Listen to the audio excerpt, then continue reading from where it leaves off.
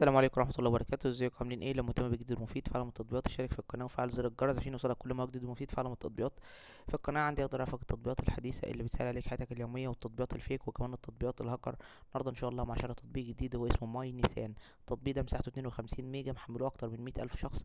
التطبيق ده خاص بعربيات نيسان. لو انت من مالكي عربيات نيسان وحابب ان انت تعرف اي حاجة عن العربية، التطبيق ده بيفيدك وبيساعدك جدا. من خلال التطبيق ده بيقدر ان هو تقدر انت توصله بالعربية، ويقدر يعرفك كل حاجة عن العربية. لو العربية فيها مشكلة، لو العربية ضغط الهواء بتاع الكاوتشات فيه مشكلة، البنزين عايز يتزود او قرب يخلص، الزيت محتاج ان هو يتغير، العربية في حاجة في الميكانيكا بتاع العربية او في الموتور بتاع العربية، درجة الحرارة بتاعة العربية مرتفعة، حابب ان انت تحدد مكان العربية بتاعتك عن بعد، حابب ان انت تتحكم في العربية، ان انت تشغل العربية، تفصل العربية، تفتح الابواب، تقفل الابواب، تفتح الزجاج بتاع العربية، تحسن من حالة الجو بتاع العربية في حالة ان انت راكن العربية في مكان فيه شمس وحابب ان لما تركبها يكون الجو فيها معتدل شوية. تقدر تعمل الحاجات دي كلها من خلال التطبيق ده عن بعد.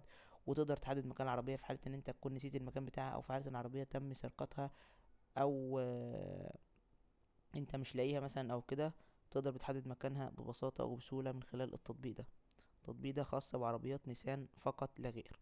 كمان بتقدر ان انت تتواصل مع خدمة العملاء او الصيانة بتاعة العربية في حالة ان انت حابب تعمل العربية صيانة، حابب ان انت تصلح فيها، حابب ان انت تحجز ميعاد للتصليح، او حابب ان هم يجوا ياخدوا العربية يصلحوها، او حابب ان انت توديها لهم او اي حاجة. فانت بتقدر تتواصل معاهم من خلال التطبيق ده، وتقدر تعرف اسعار الصيانة وتعرف اسعار كل حاجة عندهم.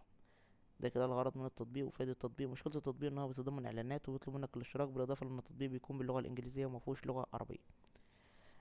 بس كده يعتبر ابسط شرح للتطبيق. بالنسبة للمميزات والعيوب، لو عجبك شرح التطبيق يا ريت تدوس لايك للفيديو. لو عايز شرح التطبيق معين يا ريت تسيبلي في الكومنت. لو شفت ميزة او عيب للتطبيق في اي تحديث من التحديثات القادمة اكتبها في تعليقات الفيديو.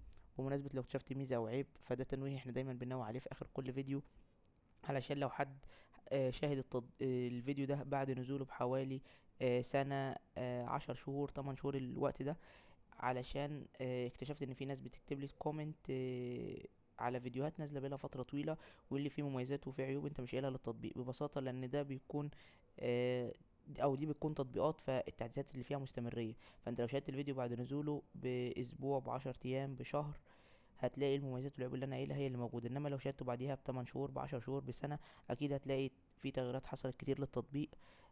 علشان كده بننوه دايما ان انت لو شفت ميزة وعيب اكتبها، علشان تساعد غيرك وتفيد غيرك في ان هو لو شاهد الفيديو وحب ان هو يحمل التطبيق وانت كاتب له تعليق، هيعرف ان التطبيق ده حصل فيه تحديث، او حصل فيه حاجة، سواء الحاجة دي ايجابية او سلبية. اما لو انت مش حابب تكتب ولا حابب تحمل التطبيق وحابب انت تعرف المميزات والعيوب اللي تمت على التطبيق، اكتب لي في تعليق اي فيديو، قول لي اشرح لي التطبيق ده تاني، علشان ده شرحه من زمان او من 10 شهور او كده، وانا عايز اعرف الحاجات الجديده الايجابيه والسلبيه.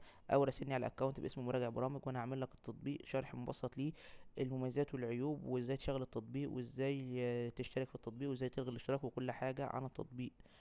وشكرا، سلام عليكم.